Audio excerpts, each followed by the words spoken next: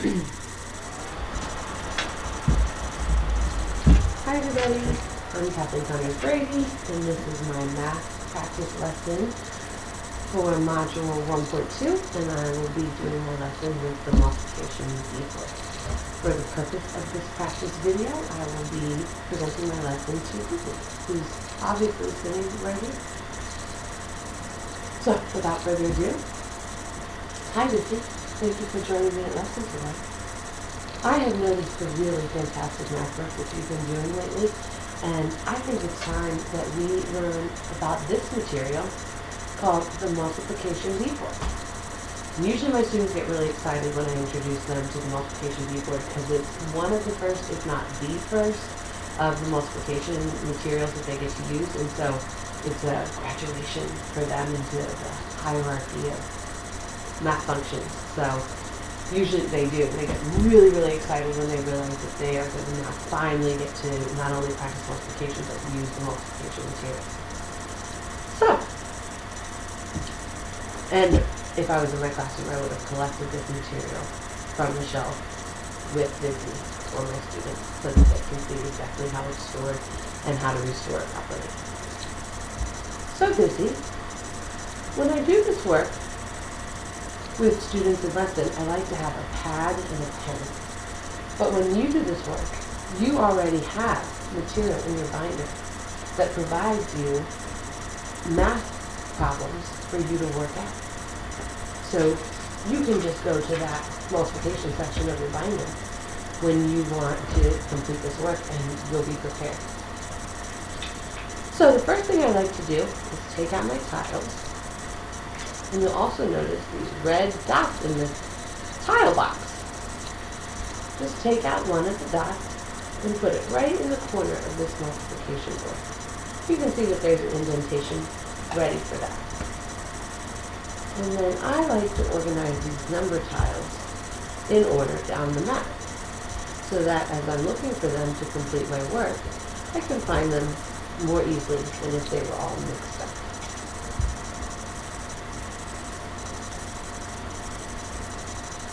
So you'll notice we have numbers 1 through 10. That's exactly right. So that tells us we can do work with numbers as small as 1 and as big as 10. But we're not going to be able to use this material for work with numbers bigger than 10. So let's get started. First problem I would like us to look at is 3 times 3. I'm going to put that there so we have a reference. Now our first step is going to be to move this red dot above the 3. And that will represent for us our multiplicand. Then we're going to put the 3 tile into the side of the board. You can see there's a little slit for it. And then the number appears in that circle. Isn't that cool? And that represents our second number of our math problem, our multiplier.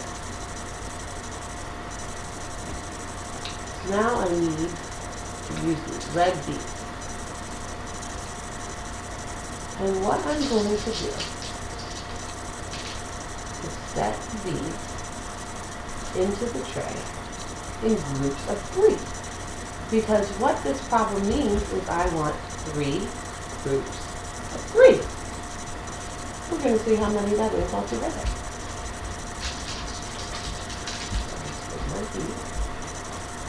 Now the red dot reminds me I don't want to continue any further than 3. And the tile number reminds me that I don't want to come down the side any more than 3 times. So now you can see I have 1, 2, 3 groups of 3. And to find my answer, all I have to do is count these beads. 1, 2, 3, 4, 5, 6, 7, 8, 9. So 3 times 3, 3 times is what? 9.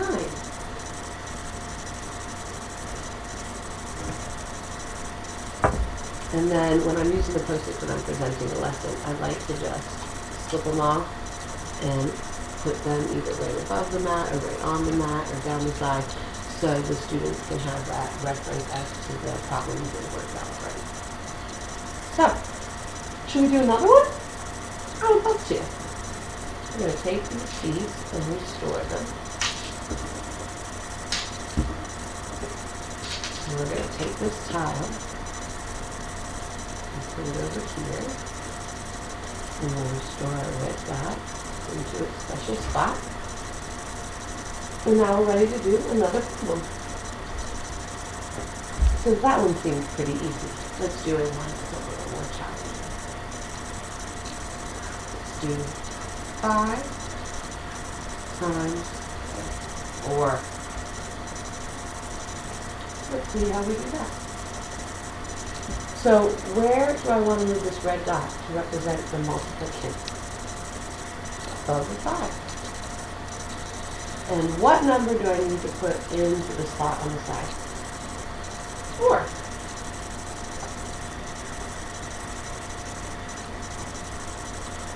So I want 4 groups of 5. 5 4 times.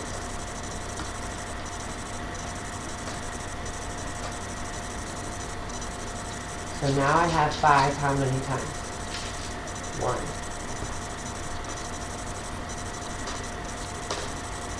5 how many times? 2.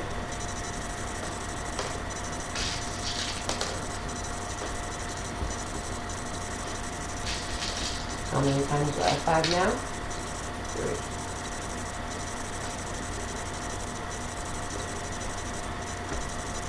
5 how many times now? So should I? No. Because I have a tile here that reminds me I only need 5 4 times. And you can see I've gone down 1, 2, 3, 4 times. So I'm ready to stop. And now to find my answer to 5 times 4, I just have to count these beads. Ready? 1, 2, 3, 4, 5, 6, 7, 8, 9, 10, 11, 12, 13, 14, 15, 16, 17, 18, 19, 20. Let me show you a trick too. Because you've been doing great with your skip counting. And skip counting by 5 is one of the easiest ones, isn't it? So we have 5 here, and then 5 again, and again, and again. So could we count 5, 10, 15, 20? We absolutely could. So 5 times 4 is what? 20. Awesome.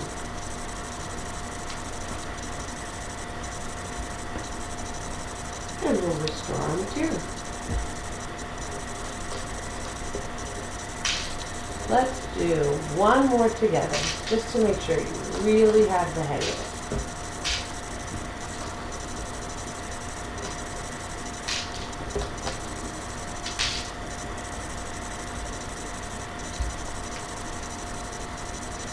Let's do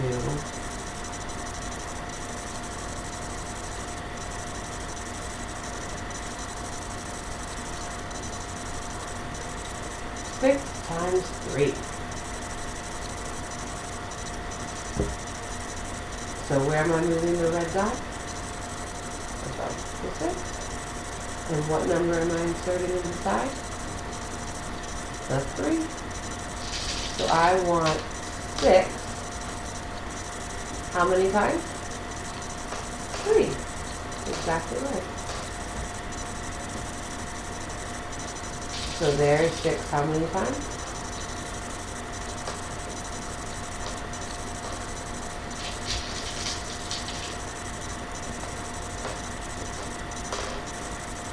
And now I have 6 2 times. And then lastly I have 6 3 times. So, I have 6 3 times. Do I need to go down any further? Nope. Do I need to come over any farther? Nope. So I can just count these beads to find the answer. And since it's 6, I could skip count by 6.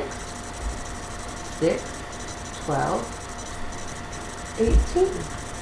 So 6 times 3 is 18. Very nice.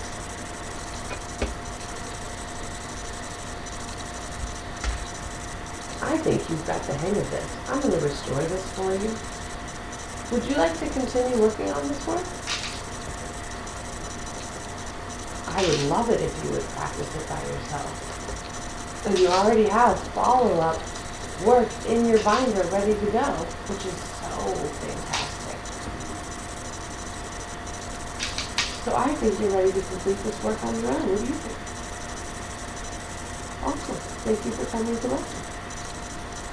And then usually what I do is check back with the students in about a week or so when I've noticed that they've had the opportunity to work with the material at least twice.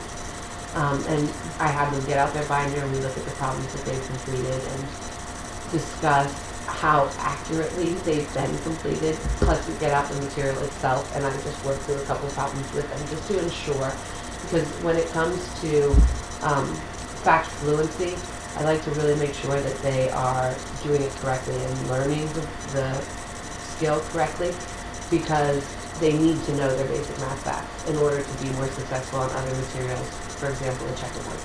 So making sure that they are at least completing the majority of the work, of the math problems correctly, and that they're using the material correctly, I feel is very important.